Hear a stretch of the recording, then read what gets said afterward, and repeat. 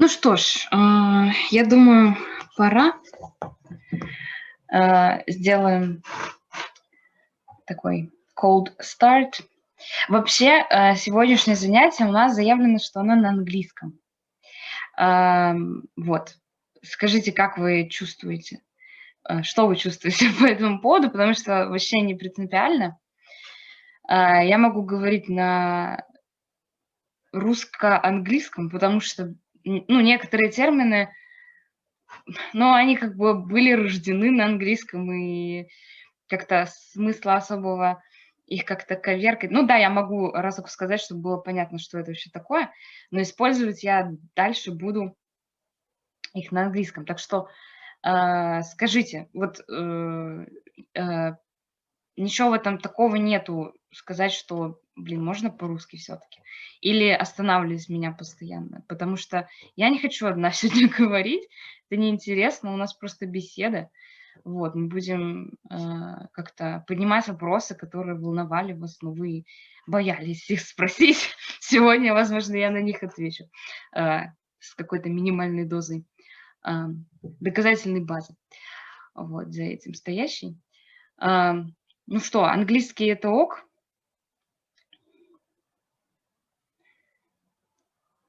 Да. Угу. Да, я тоже считаю, что хорошо. Угу. Спасибо. Последний шанс сказать нет. Угу. Ну, тогда let's begin. Thank you for coming, everybody. I'm very happy to be in the position to lead this seminar.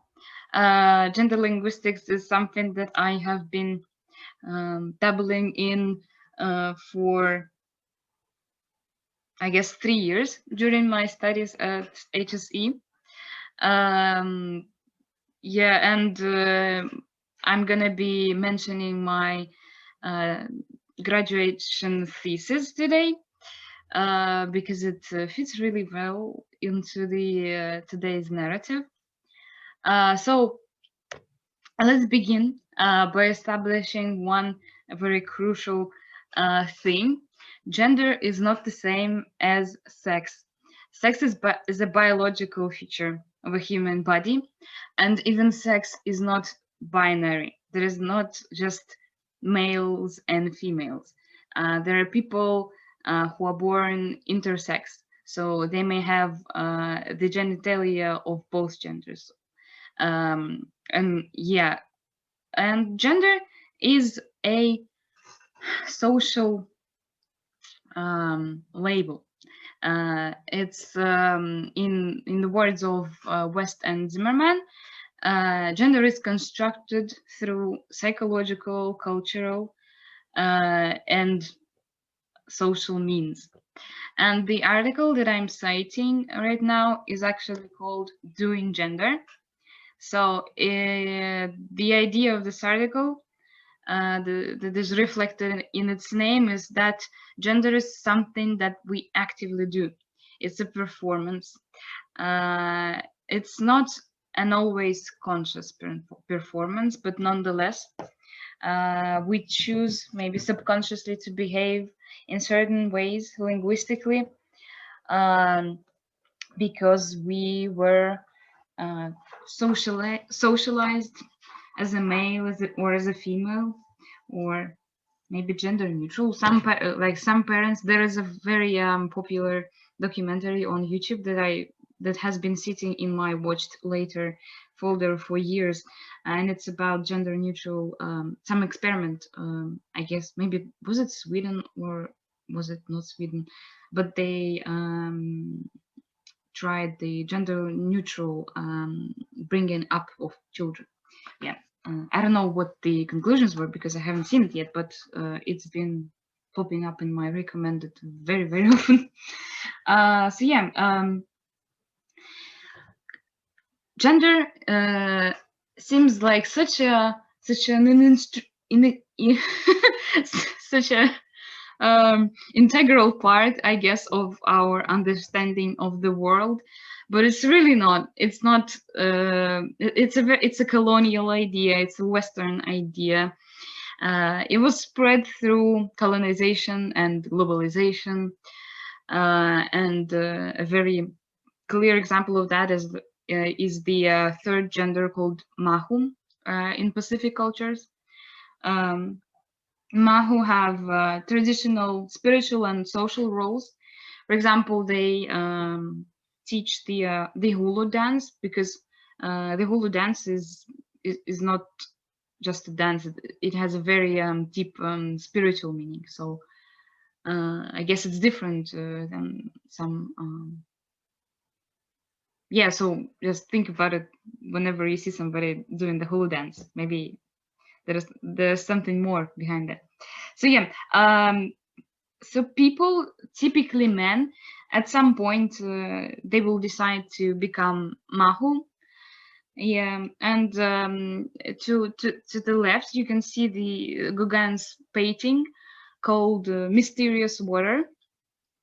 He visited the Tahiti Island at some point in his life. I guess he was interested in the culture because his grandmother was from that area. And so, yeah, a lot of his paintings and a lot of his most famous paintings depict these androgynous figures, androgynous people, women with broad shoulders and feminine men. So yeah, and the idea of third gender was very much banned by Catholic and Protestant missionaries during the period of colonization in the mid-19th century. So just because it didn't fit their Christian worldview, they tried to eradicate the people of the third gender, but nonetheless, they persevered and they still exist to this day. And it's very interesting how they are integrated in modern society. The next thing I want to explore is like the history of how we perceive linguistic gender differences. So folk linguistics is a term that's used to describe society's beliefs about linguistic behavior. These beliefs belong to people just not in the scientific community. These are just some biases, some prejudices that people adopt through culture, through bringing up, and yeah. I'm sorry. And the very one of the earliest evidence traces that we have of those folk beliefs are proverbs and sayings, and a lot of trends can be found in these proverbs. So, for example, I didn't have to look far. I just Googled Russian proverbs about women, and we have this whole point about how women talk too much, and apparently, yeah, they shouldn't be talking. That's all. Бабика, дык не заткнешь ни пирогом, ни рукавицей. Вольно баба в языке, а черт бабе в гдыке. Yeah, and women just should be silent. Женщину молчание еще никогда не подводила, as our Ukrainian brothers seem to think. Also, women shouldn't swear. A whistling sailor, a crowing hen, and a swearing woman ought all three to go to hell together, as they say in America. It's an old saying, but yeah. And basically what this shows us is that somehow whatever women do with language, it's seen as deficit and the way that men talk is deemed the standard. And this is what Jennifer Coates calls the androcentric rule. And it's not only applicable to language, it's applicable to many other things. Men will be seen to behave linguistically in a way that fits the writer's view of what is desirable or admirable.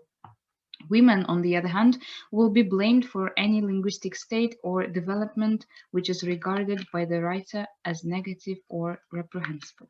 So, for example, in English-speaking countries, they used to be mad about women using empty adverbs such as vastly or horridly, or too many adjectives like, well, okay. Then moving on to late 19th century, we have anthropologists paying attention to more primitive, in very big quotation marks, primitive societies, and to gender exclusive linguistic differences that are present in those societies. Gender exclusive, you will come to understand what that is. So, for example, in the Gros Ventre tribe in Montana, you have different phonemes for genders. So women will say, men and women will say the same word differently. And it's just never, one can never use the other phoneme. They have separate phonemes. And in Japanese, even to this day, apparently, I'm not very well versed in Japanese. I don't know the inner workings of that, but apparently words such as water, stomach, delicious, and eat, they're just different lexemes for men and women. And yeah, they don't cross. But these are gender exclusive linguistic differences. That means typically these differences, they come from very strictly hierarchical societies, and they serve to preserve this social order. Whereas when it comes to European languages, we're dealing with gender preferential linguistic differences. That means that variation exists within the gender. So, yeah. Now we're in the second half of 20th century, namely in 1973, where Robin Lakoff's infamous article called "Language and Woman's Place" is published in the edition of Language in Society. Yeah. Why was it such a notable event in the history of gender linguistics? I don't think that before the same article was published, there was such an emphasis on gender in linguistics, because for a very long time, women have been kind of like pushed aside. They weren't the subjects of the research, because scientists thought that, like, it doesn't matter. They just didn't think that like men were seen as a default. And so even today you have this very popular statistic going around. You may have seen it like on TikTok or something. Car seats are made with men in mind, and women tend to get hurt more badly than men in car accidents because the seats weren't made for them. Why? No idea. There's a whole book dedicated to how women have been just excluded from like medical trials, and so the side effects of some of some drug may only be like may only have been studied on men and not on women, but the drug will be given to women as well. But we don't know what the side effects are for me, like for women. So there's a book called the невидимый gender, invisible women. I'm very sorry, but it is it has been translated into Russian. Yeah, you can find it in Buklayet even. Yeah, my mom has read it. I have not yet, but yeah, it's a good book dedicated to that problem. So Robin Lakoff, even though she was already a well-established linguist at that point, I think we all make mistakes, and she made many unsupported claims in her article, and she based her reasoning on anecdotal evidence that's not empirical evidence, that's just evidence like from your own personal experience, and that's not really applicable in the scientific realm. Her main point, her thesis was that women use more tentative language. What does tentative mean? It means more careful, more gentle language. So in her opinion, women use a lot of hedges and try to soften their language so as not to seem too assertive, because I'm sure her intentions were pure with this article. She was really concerned about how women are being pushed down and made to be more like subservient, and they are pushed into this box, and they express that in their language. But nonetheless, she came up, I think, with like 9 features of a female tentative language.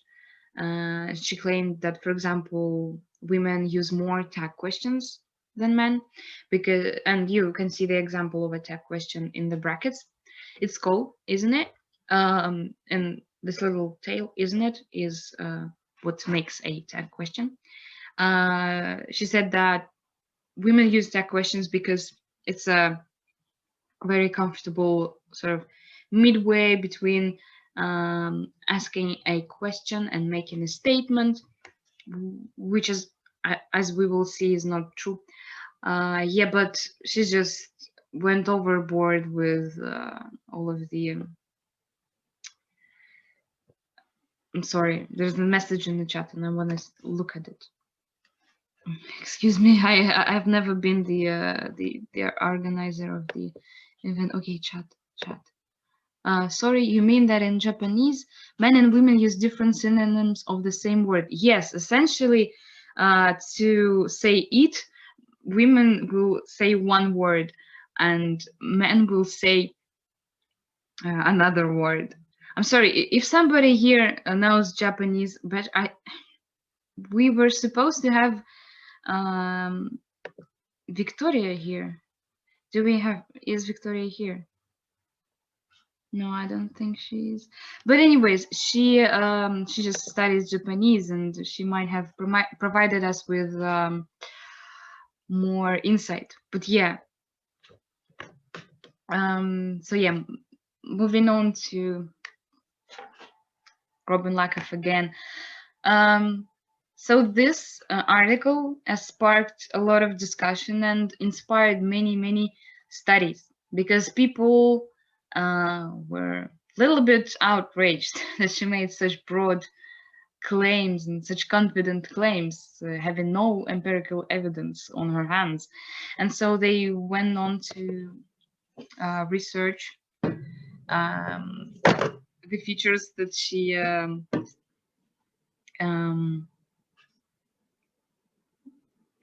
the features that she said were characteristic of women's talk. Yeah, and for example, her claim about tag questions being used more by women than men multiple times has been proven false. And for example, there's one study where the data was collected during a conference, and male presenters actually used more tech questions than women. So, and even in my research, women weren't really using them more than men. So, okay. Then we are moving on to variationist studies. What is a variationist approach? Maybe someone can tell us that.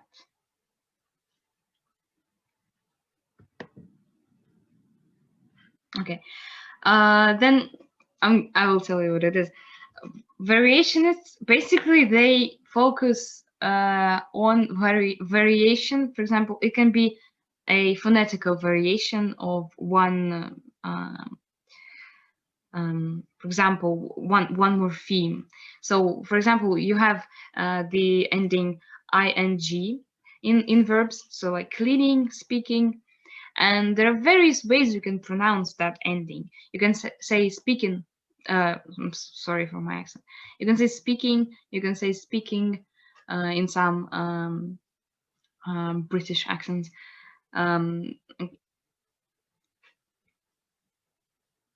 Okay, I'm gonna read the question from the chat. Do gender features exist only in English?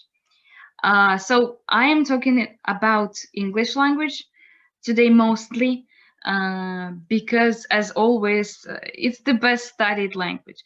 And it is a very valid point that we should focus more on other languages and even on our own native language. Russian really needs this, I think, needs to be studied in this respect, this regard. But tag questions are a feature of English language only. Into Russian, they can be translated as "не правда ли" or "не так ли", but they're not we don't really say "не так ли", "не правда ли", even though it's a direct translation. It's like it's an equivalent of a tag question.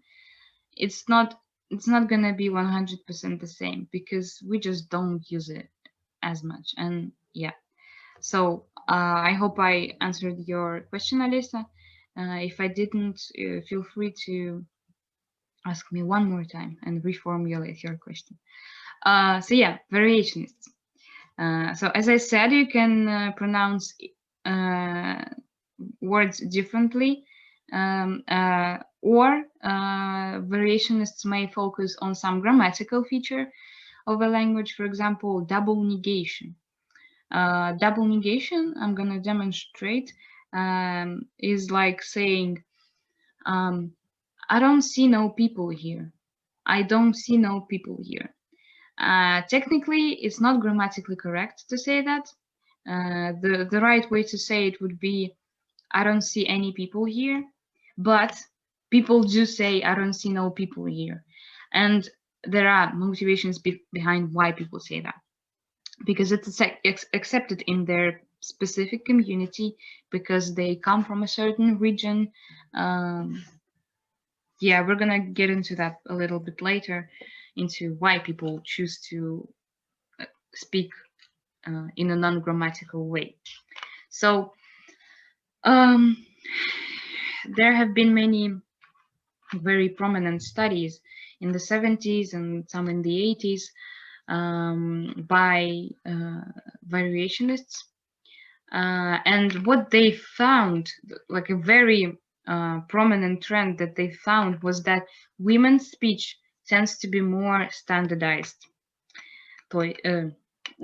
meaning correct. So what does it mean? Women just generally, it's a trend. It's just a trend. It's just a tendency. They tend to speak in a more grammatical, correct way. They pronounce things like people would pronounce them on BBC radio, for example. Although nowadays you can hear a wide variety of dialects and accents on BBC Radio. So things have changed since in the 50 years. But yeah, for example, Truckgill, who studied the speech of women and men from upper middle class, lower middle class, upper working class, lower working class. He gives two possible explanations as to why women tend to speak in a more standardized way. First is women may be more status conscious. Yeah, and the second one is working class speech has masculine connotations, and he calls it covert prestige, that is hidden prestige.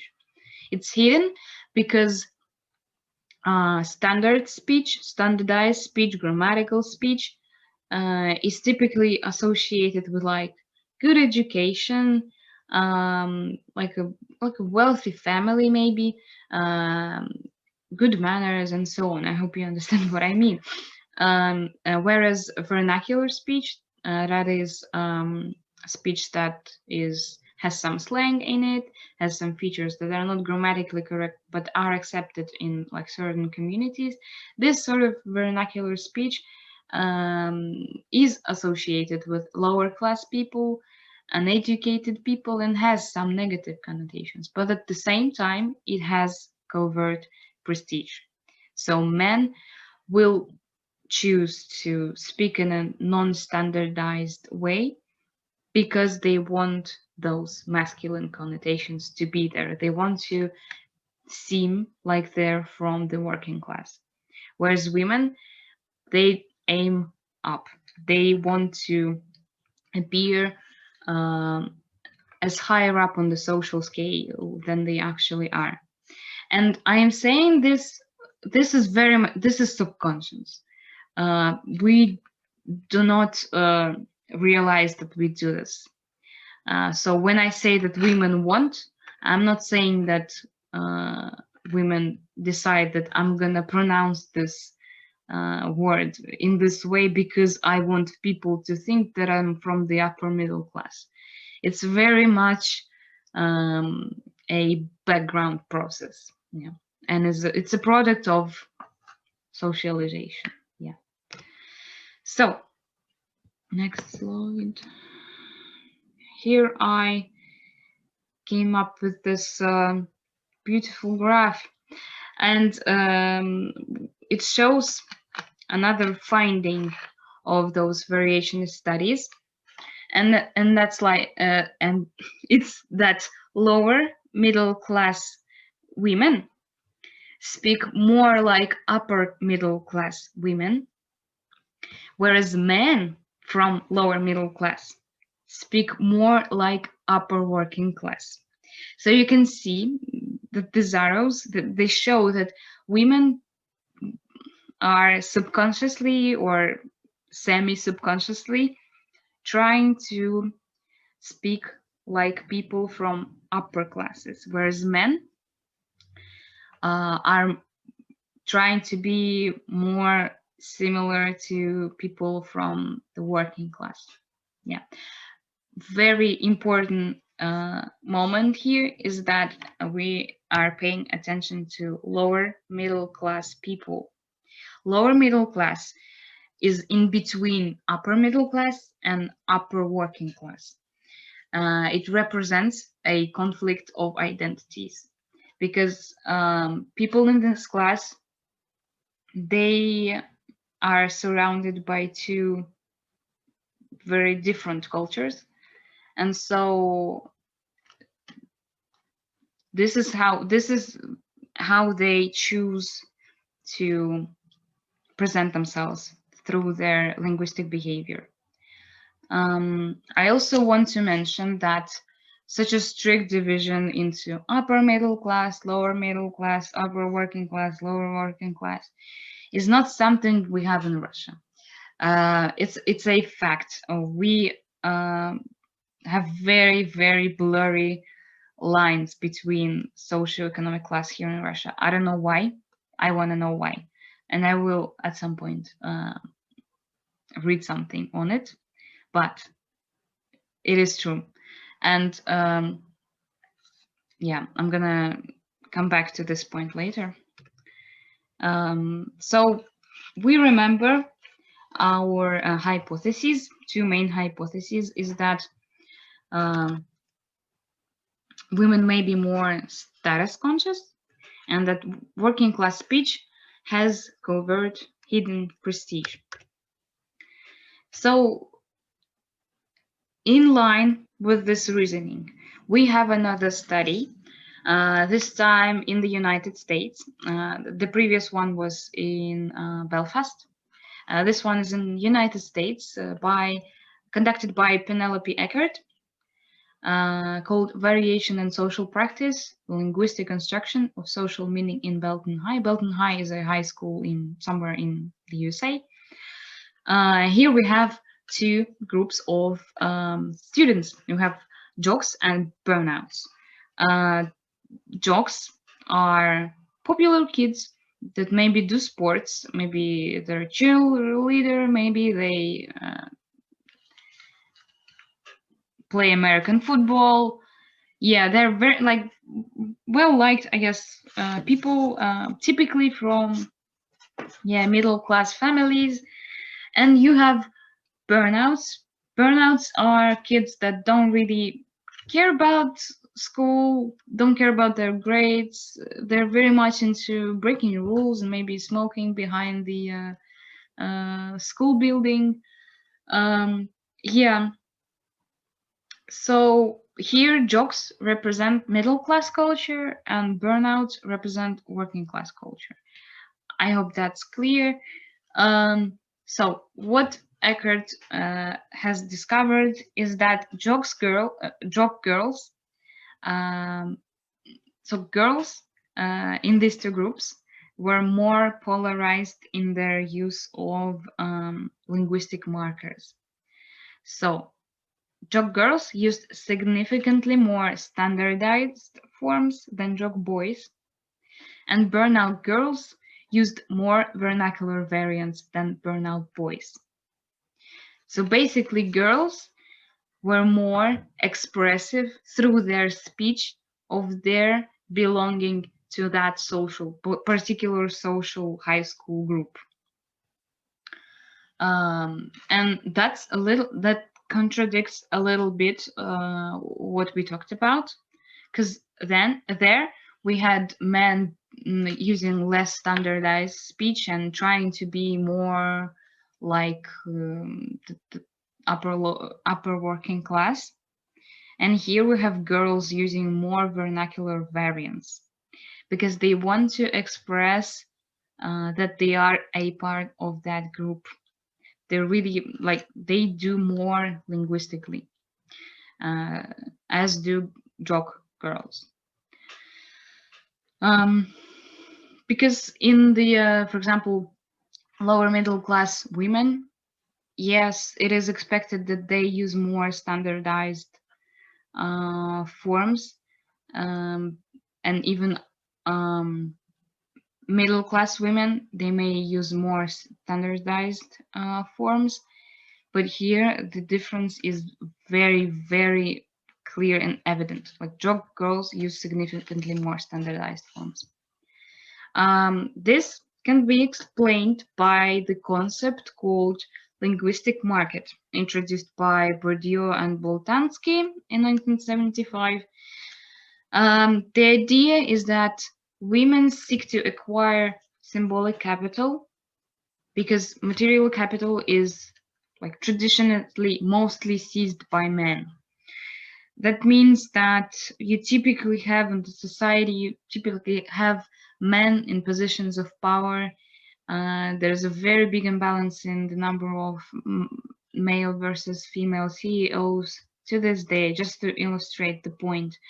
Women are more aware of other ways of showing, of informal ways of showing your social status.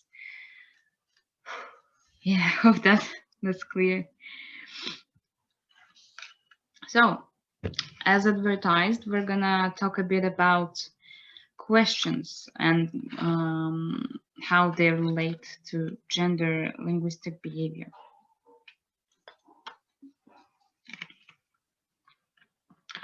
So some of the recent data shows that in one specific social setting, academic setting, so like conferences, seminars, women do ask less questions. And when asked about it after the fact, they said that they felt insecure, and that can be due to female underrepresentation in this in the academia, to some hostile working environments, especially in the STEM, so science, technology, engineering fields. But that's just one social setting, and as we will understand, so many factors contribute to the way men and women talk. Another very specific context is Pamela Fishman's study of couples talk.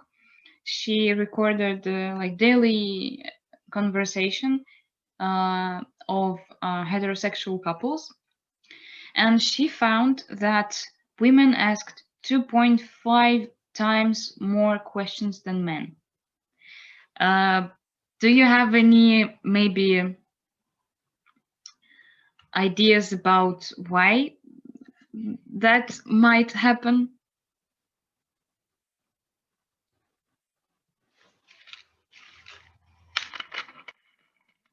Why do women ask more questions?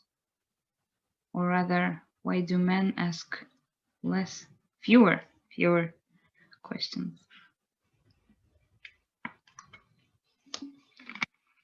No? May I say something? Mm-hmm. I have always thought that women are more conscious about human relationships, and they tend to say more etiquette words, more polite forms, and ask more questions, just to be sure that their relationships are fine and all the members of society are feeling well. Well, whereas men don't pay attention to that. Mm-hmm. Yeah, that's a very, very good guess. Yeah, we're gonna, next slide is gonna give us some answers. Or is it gonna, I'm sorry. Yeah, so for example, just like you said, Maltenborger think that women ask questions to keep the conversation going. Men ask questions to request information. And Pamela Fishman, she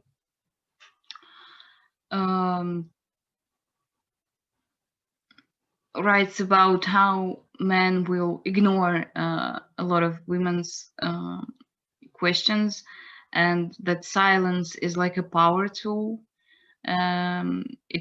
It's used by them to kind of establish that they're in charge and they have the power to not answer the woman's questions. And this is an examination of some heterosexual relationships. So even though she only studied like several couples, she says that it reveals more like broader patterns, broader trends that exist in relationships between men and women. She also says that a lot of the times women will introduce topics and men will drop those topics, whereas men will introduce some topic and it'll be picked up by women, and this way women are being kind of neglected. emotionally, linguistically. She calls it interactional shit work, and she a little bit extrapolates it on like broader scale. Women are expected to do to bear the emotional load in the relationship, and are emotionally neglected themselves by their partners. So this is her opinion. Yeah. But as we will come to find out, this sort of hypothesis is not completely true. I think it has the right to exist, absolutely, but very dangerous to make any sort of generalizations about linguistic gender differences. Nearly impossible. We will talk about it. So, for example, in the corpus study of everyday talk, no such difference was found. So Maltz and Borker say that women ask questions to keep the conversation going, and men ask questions to request information. So we come across this functional divide. So there are now different types of questions. Questions can have different functions. Not all questions request information, and information can be requested not only by questions. You can have a declarative sentence that does in fact request information, but it's not an interrogative. So yeah, in my study, I had, I don't remember how many, maybe 12 or 16 functional question types. So questions bear different roles in the conversation.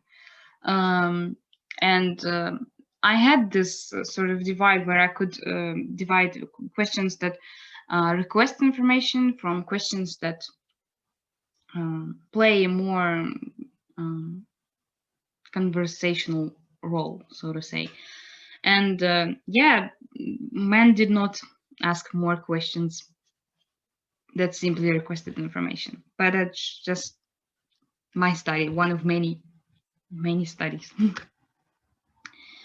Then we come across this idea of conversational styles. Cheshire and Tradgill write that men seem to adhere to a competitive style, while women prefer the collaborative style. Generalization again, but they help us in navigating through this forest of endless possibilities, endless hypotheses. Male same-sex talk is oriented towards stressing their own individuality and emphasizing the hierarchical relationships that they enter into with other people, while women use language to support each other and emphasize solidarity. Very broad strokes, but you get the idea. We also have somewhat echoing this idea. We have report talk versus report talk. Report talk refers to discussing personal matters, so establishing rapport, establishing connection. We will talk about it. Versus report talk, that refers to discussing public matters. Yeah, so I used this sort of very broad generalization to kind of make guesses about my data, and here are some of my findings. I took 5,000 interrogative utterances. Half of them were by men, half by women. The conversations were same-sex, mixed sex, between friends and family, and colleagues. Everyday British English, that was. And what I found was that men and women differed the most in their use of questions embedded in reported speech. producing almost twice as many such interrogative. So women, I'm sorry, I worded this very badly. So women produced almost twice as many questions in reported speech as men. What are questions in reported speech? Reported speech is a retelling of an outside conversation. So for example, I'm talking with my friend and I say, and I was like, when are you going to return me the book that I lended you? And he was like, I already gave it back to you. And so the first question, when are you going to give me back my book? This is a question in reported speech. I am retelling another conversation within a conversation that I'm currently having. I hope you understand what I mean. Yeah, so what it tells us is that it's logical to suppose that women use more reported speech overall, because yeah, we can't really say women use more questions in embedded speech because they retell more conversations where more questions are asked. That's weird. But yeah, I think so the next step is to see just not only interrogatives, but just reported speech, all of it, all of the reported speech that is contained in male and female talk, and see who in fact uses more of that. So my hypothesis would be that women do. And that kind of comes back to the report talk versus report talk. So personal versus public matters are being discussed. And previously I mentioned that report talk is about establishing like common ground and strengthening, I guess, the bond, the emotional bond between the speakers, whereas report talk is just talking about public matters. But you can argue that just men and women bond over different things. Men may bond talking about video games, very stereotypical, but just to illustrate the point. Men will really bond over that, whereas women will bond talking about relationships. Again, very stereotypical, but to illustrate the point. So yeah, just men and women are interested in different types of information and create connections based on different topics. That's another hypothesis. Oh wow, already conclusion. So I just want to say, like, what are the implications of proving certain hypotheses right and wrong? Okay, I can see that we have a question in the chat. I'm going to answer that before I make any conclusions. I'm sorry, I lost it. 1 second. Chat.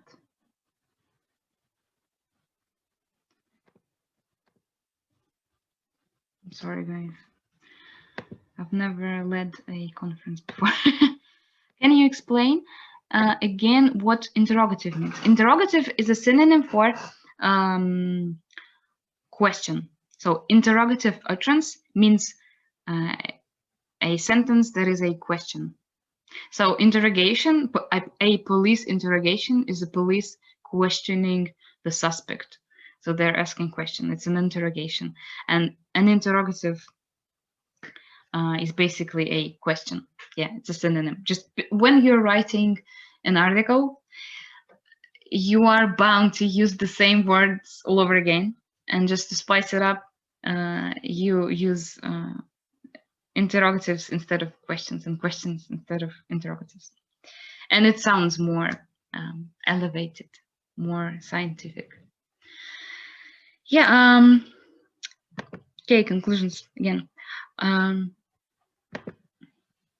So whether, okay, if we happen to prove some stereotype wrong. For example, that women talk more than men.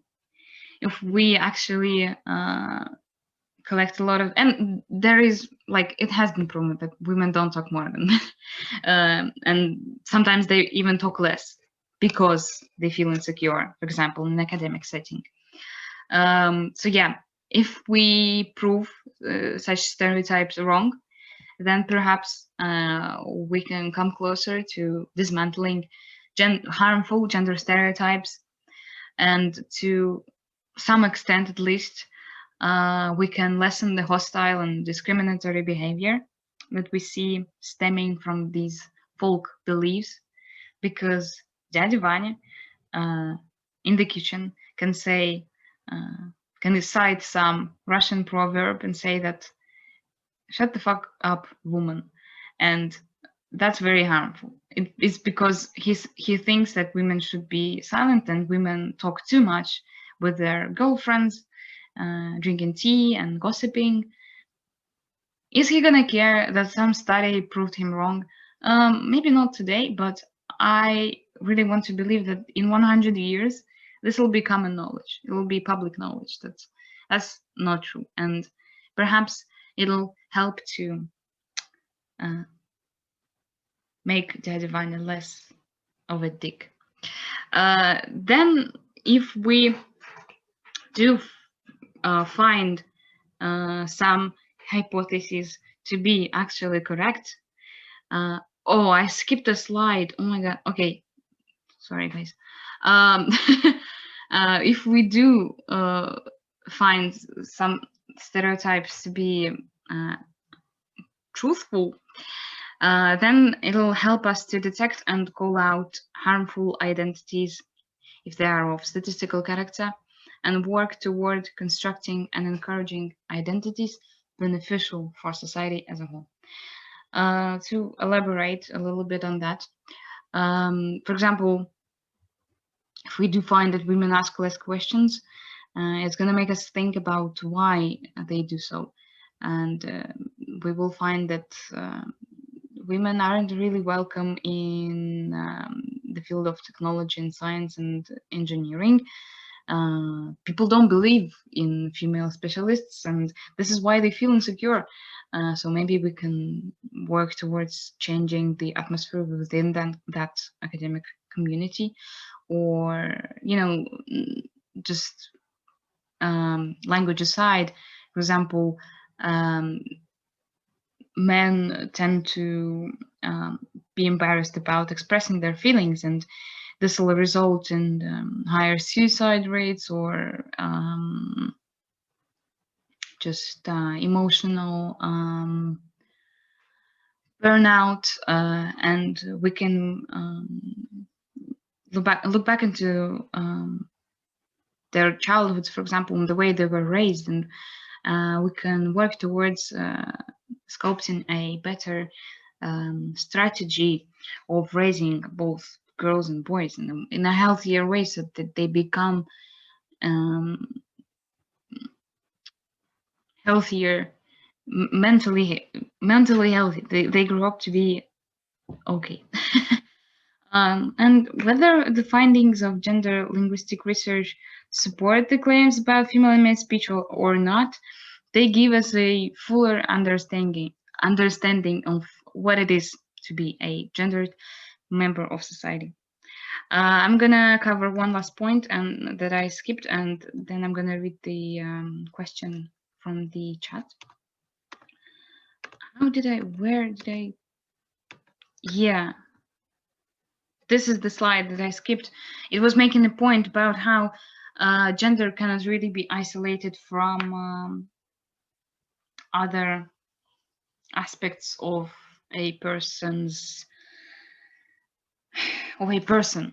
because such things as socioeconomic class, as I demonstrated with the variation studies, ethnicity,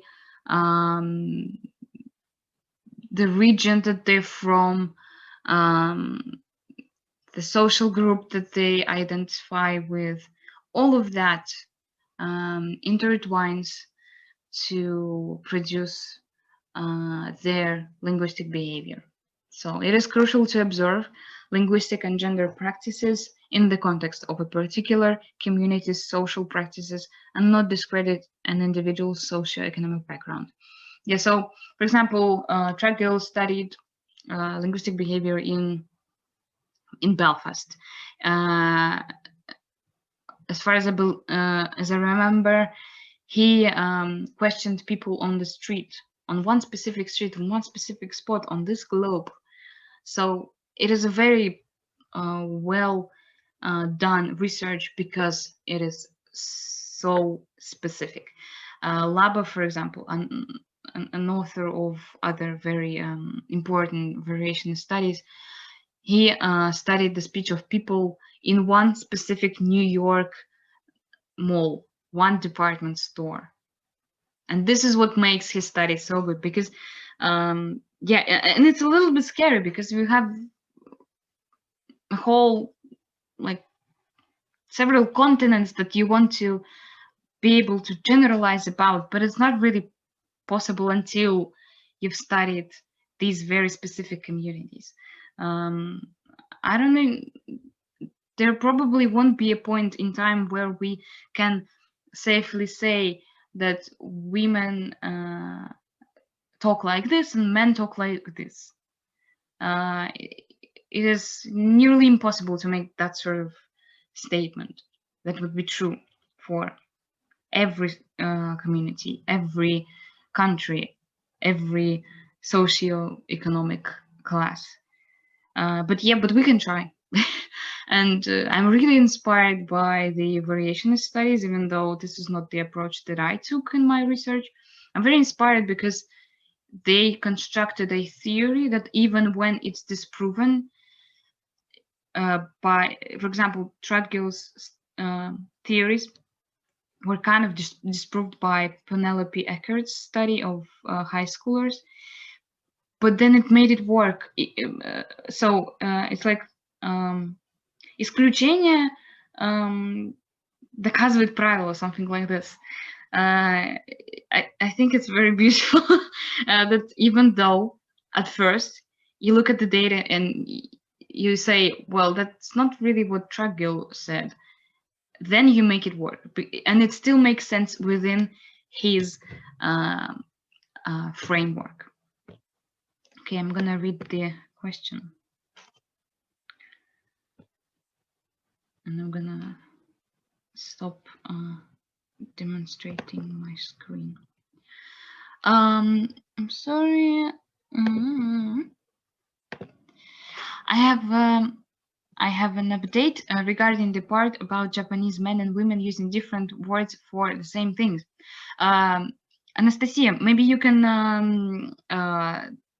say it out loud if you want to. If you don't want to, I can read it. Because we are kind of done. I'm done presenting and maybe... Oh, okay. Okay, I'm gonna read it. I received the message from Nastya. So the update about Japanese people and language. It's actually the same as what you have said about women tending to be more polite in general, therefore using more formal speech than men. So it's not mandatory for women to use specific words and for men to use others. But for example, non-binary people can use it to make it impossible to tell their gender from their written text. Interesting. It's also linked to the age of a person speaking. So it is possible to tell the age of a person just based on the words they choose to use. That's really interesting. Yeah, I'm aware that like women in East Asian cultures are expected to be extremely, like everybody in that in those cultures is expected to be formal and respecting and polite, but women to even a greater degree.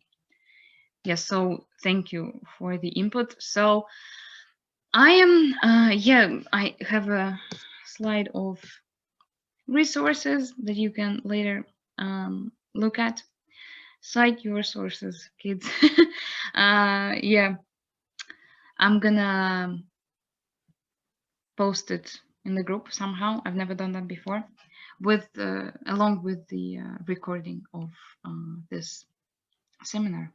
So now we can move on to maybe some questions, because I was hoping that we would you would maybe ask me like questions that things you wondered about before, but you didn't really have the answers to. We can speculate together. Okay, Alina, I see. Is there a clapping emoji? Thank you. So, does anybody have any questions? Because, okay. Oh, it was. I was done in exactly 1 hour.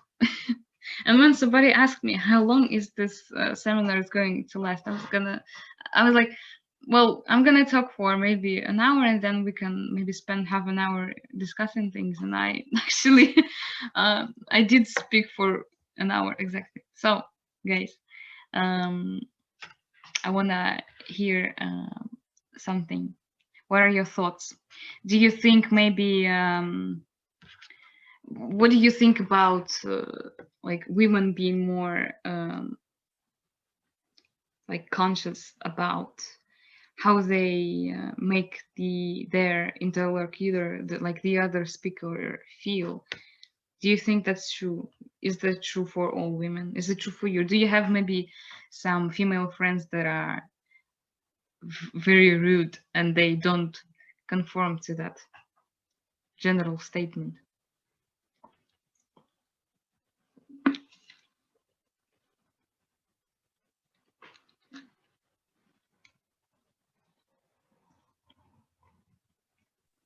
Okay, can I start? Yes. I liked very much your talking about this topic. I want to say that I noticed that women really use collaborative style. I notice it in my speech, in conversations with my friends. Yeah, and also I agree that women have some kind of worries inside insecurity, but because of globalization, in my opinion, they can become more calm about it, speak more. And I also wanted to ask why this conception of gender language exists in West countries, and in Russia it also exists, I think, but less. Because I think female, this science of female should have a significant to these countries, but in Russia, it exists less. Gender language. Yeah. Did you get me? Thank you for the question. I think it's a really great one. Well, I think it's an issue with all of the sciences, all of the different branches of linguistics. They're less kind of less appreciated in Russia, and even though Russian language is not the least popular language, it's probably in the top 10. I think researched languages must be, in my opinion, by its own speakers. That is. It's just the overall problem of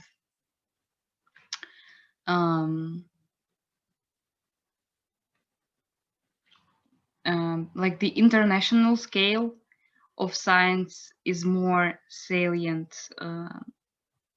So people may be more inclined to write about English in English. I was. I love Russian, and I feel guilty about not writing more about Russian. but I think I was more comfortable researching English because I'm much more knowledgeable about the English speaking discourse surrounding gender, surrounding the dynamics between men and women and the interpersonal relationships. Because of that globalization, as you mentioned, I was able to obtain this knowledge because I was in these intercultural, international. I was in this discourse because of the internet. I think you can just look at how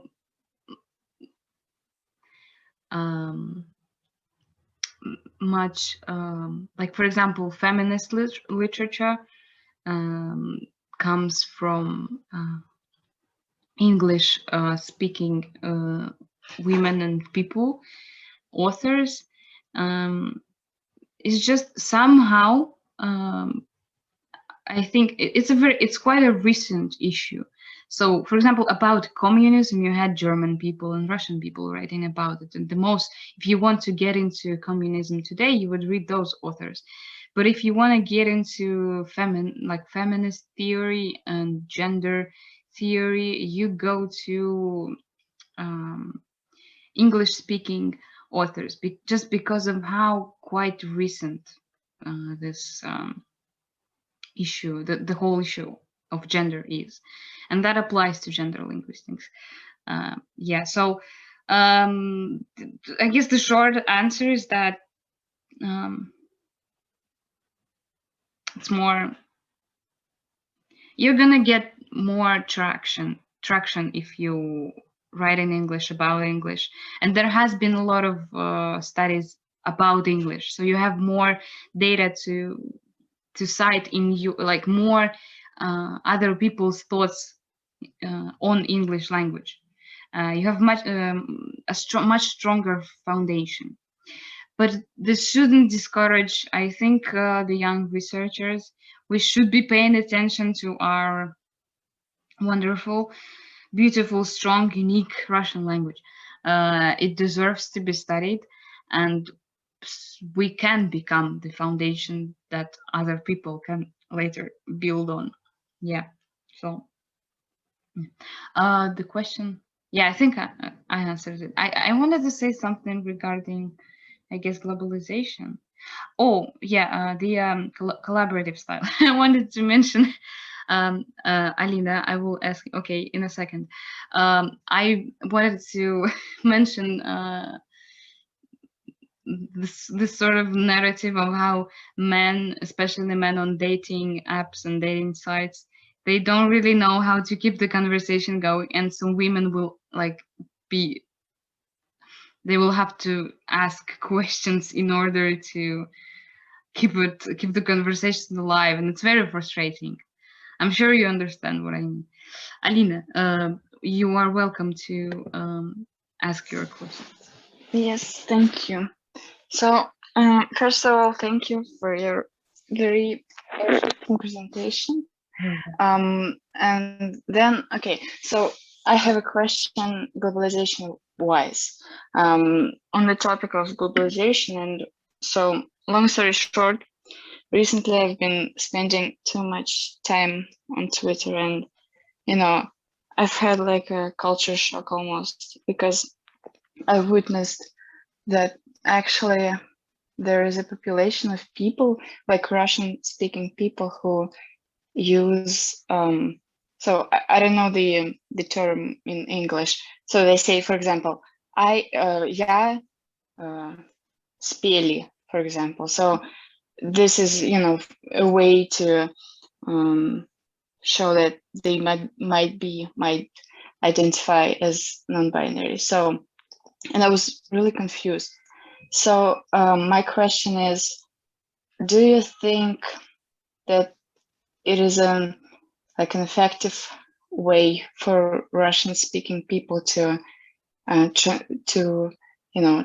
show that they identify as non-binary? And do you think that maybe it will be accepted by the larger, mass of people, or do you think that it is more confusing and actually not very effective? So your opinion as a professional in the field, sort of. Yeah. Thank you. This is a very thought-provoking question. Yeah, sorry for being controversial. No, that's great. This is very fruitful to be controversial. So yeah, I personally haven't seen people doing that. That's news to me, but I'm not surprised. You know why? Because if you were on Twitter in like 2013, all of the girls were speaking in masculine. They would say "Я пошел," and I did too. This is hell. Like, this is patriarchy at its worst.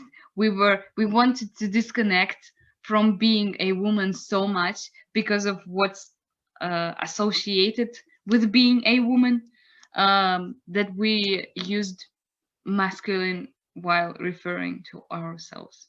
That is crazy to me. And so people using plural is much less crazy to me.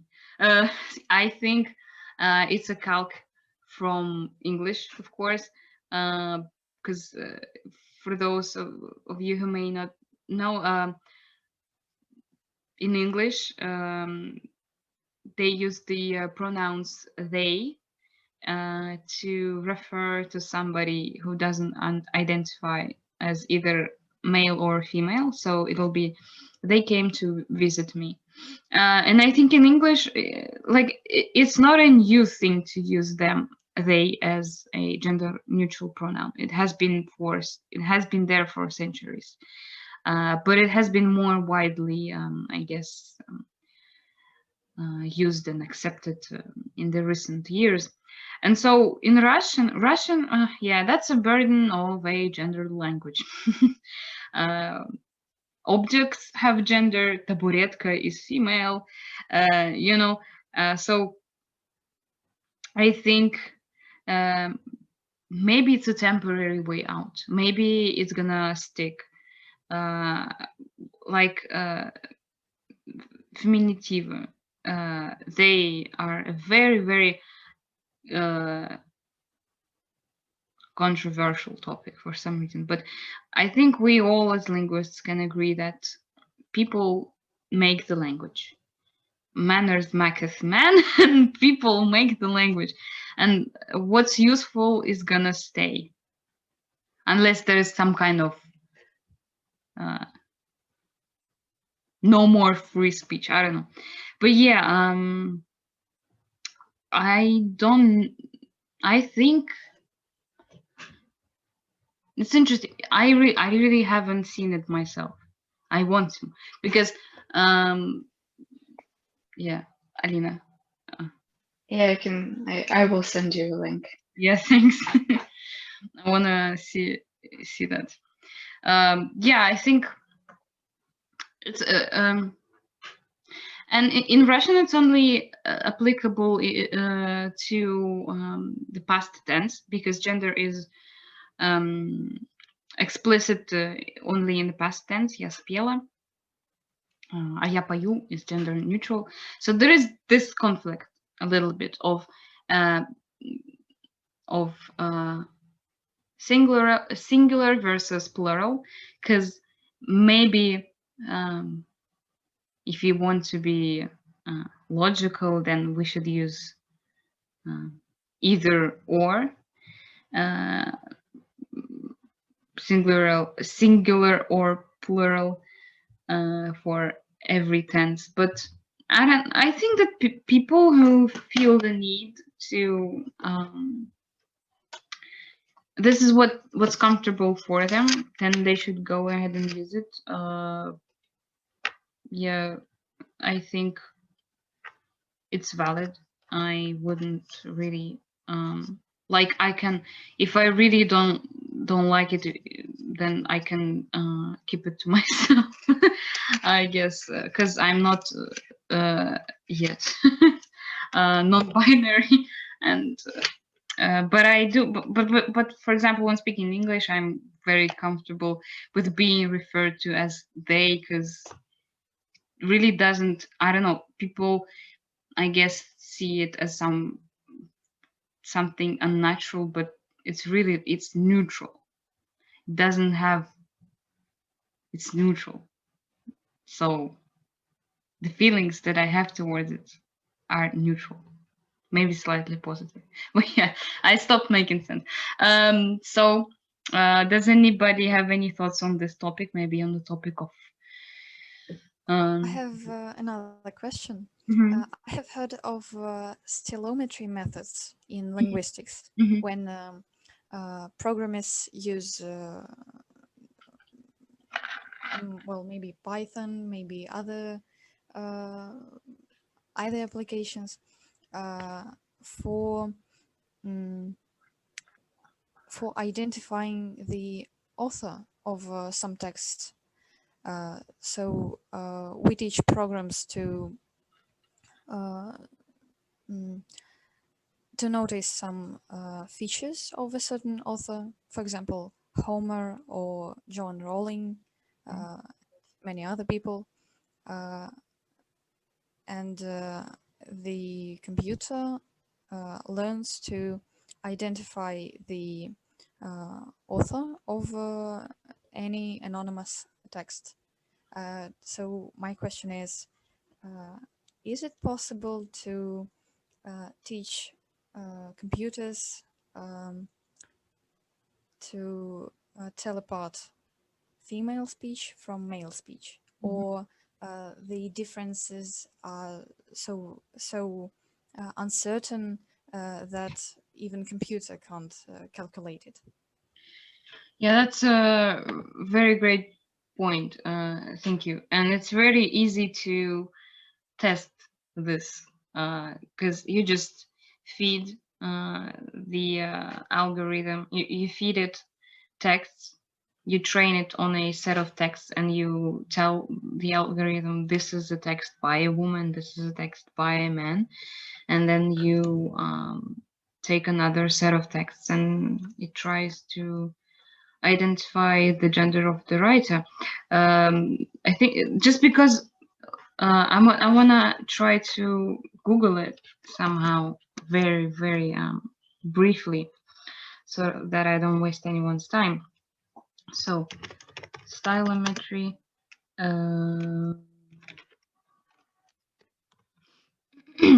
author, gender.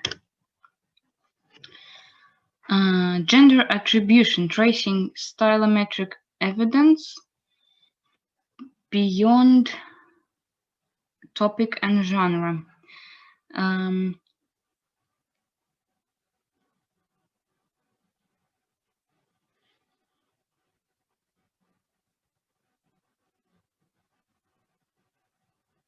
Okay, I'm gonna scroll to the conclusion, maybe to find. So conclusions. We postulate that previous study in gender attribution might have been overly optimistic due to gender-specific preference on topics and genre. We performed the first comparative study of machine learning techniques for gender attribution, consciously removing gender bias into. Okay, is that something else? Okay, sorry guys. That's a very good question. I'm gonna stay on this Google page for a while longer after the seminar, because it's a great point. But what I do know about male and female writing is that in like professional emails, women do use more exclamation marks. Yeah, and it's and women have become aware of the fact that they're doing that, and there are 2 points that they make. One is that, okay, girls, let's stop trying to be all friendly, because men are not being friendly in return, so we're just gonna act like men because men are taken more seriously anyway. But another point is that I love using exclamation mark. I love being friendly and polite. This is the atmosphere that I want to create within my working environment. So I'm not gonna change my linguistic behavior because because men are not the standard. So why would I want to be like men when they are cold and hostile? Yeah, generalizing. So yeah.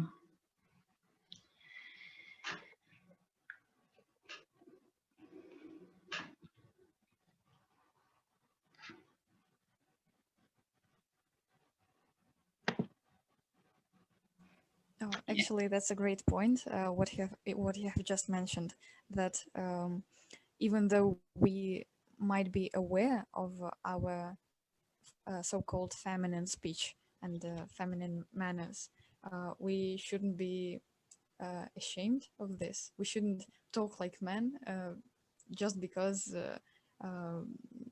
they talk differently. Their speech and manners are different, and we are supposed to fit in this male society. So, yes, what's you are saying, that is great. That we might be conscious about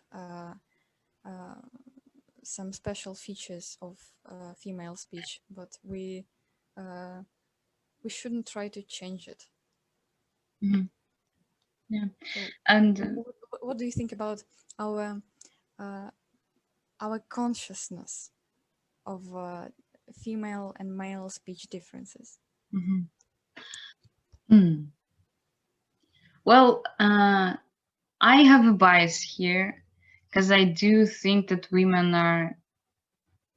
I prefer to be around women because we have been socialized to be, just warmer to each other. And if we are only talking about language here, because men fail us all in many different ways, but still, I think the way women talk is more considerate of people around them. Yes, sometimes it may cross a line and come across as insecure and anxious. That's a shame. But I guess it's about finding a healthy balance. Yeah, I wish men used more hedges, such as I think it seems like maybe because you don't want to, especially in academia, you don't want to be making claims and like our professors told us, use hedges because you can never be 100% sure. And it's always better to, be correct but have used hedges than to be wrong and not have used hedges. Yeah. So I wish men were more like women and not the opposite. Although we could borrow some of the audacity, some of the self-confidence, we could really use that. Yeah, so I do sometimes catch myself writing an email and I'm like, how do I phrase this more confidently? And yeah, how would a man phrase that? I don't want to sound like a man. I guess I just want to shift a little bit on the spectrum to just sound more not professional, more kind of confident. Yeah, yeah, but never to emulate a man's word. Okay, I found an article on gender and writing stylometry, and I think I'm gonna find some useful information here because Okay, like these studies are almost 20 years old, but when you actually see the numbers 2003, you don't think, oh, that was 20 years ago. Recent attempts at creating algorithms that can determine a person's gender by their writing style have produced some fairly accurate systems. They were able to guess with 83% accuracy based on a large sample of text run through their algorithm. Generally speaking, the algorithm assumed men talk more about objects and women more about relationships. Women tend to use more pronouns, I, you, she, their, myself, and men prefer words that identify or determine nouns, a, the, that, and words that quantify them, one, two, more. See the link in the reference section for the methodology involved. Yeah, I would like to see the methodology because the genre of the text really matters here. I think were these like academic articles, were there fictional books, were they personal emails, were they entries in a blog? So yeah, but I'm gonna copy and paste the link in the chat so you can see for yourself. Oh, sorry, I sent a private message. I am seeing a message. I cannot speak on behalf of all women, but I noticed that I'm using a lot of constructions expressing uncertainty, such as I'm not sure, I think, probably in my speech. Maybe it's more because of shyness than gender, but still, yeah, I absolutely feel that. I catch myself using these all the time.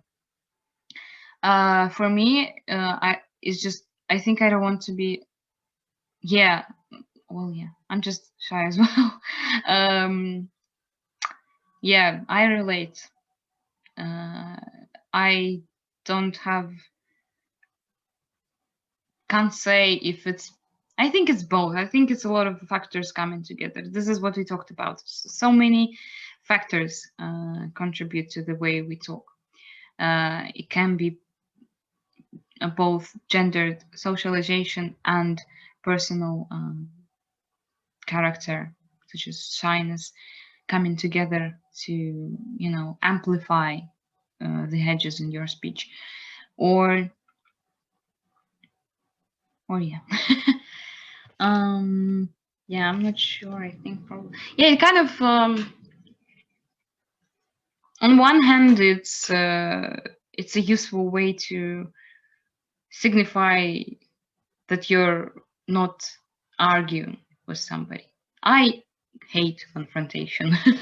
So yeah, I subconsciously may be doing a lot linguistically to avoid it, adding things such as maybe, just, I'm you understand. But on the other hand, it is meaningful, as I said, in scientific discourse. Yeah.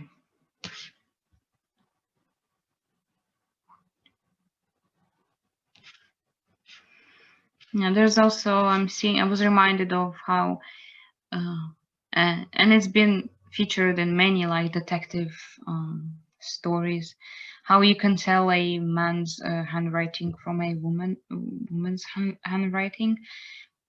I don't know how, teach me, but that's interesting. Because, yeah.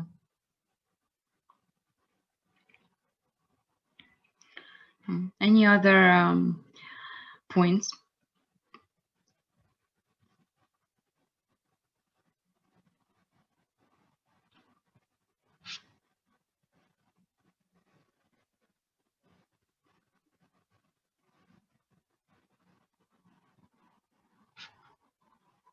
Yeah, in the context of like criminal activities, it's really interesting how you could write like a ransom note, note demanding money for somebody you kidnapped. You could, in Japanese, write it using only like male lexemes. Would it actually make them think Like, do they consider that the person may be faking their gender, their age through ransom notes? Is it like just an additional factor in Japanese police? Because it's not a factor in English. Yeah.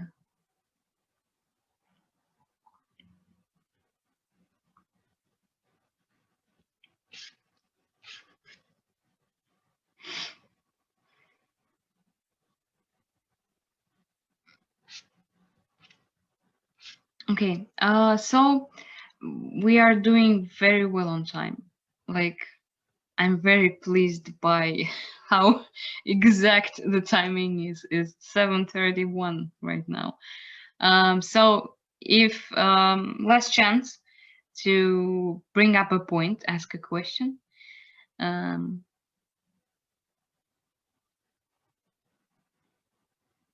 No pressure. Okay. Well, I think then that's enough for today. Thank you all for coming. This was my first experience giving a lecture, leading a seminar here on Малый факультет. Спасибо. Очень приятно, что вы пришли. Спасибо моим друзьям, которые здесь тоже присутствуют. Да, фейерверки, Настя. Вот. Катя, спасибо, что пришла. Вот. Значит, я останавливаю запись и говорю вам до свидания.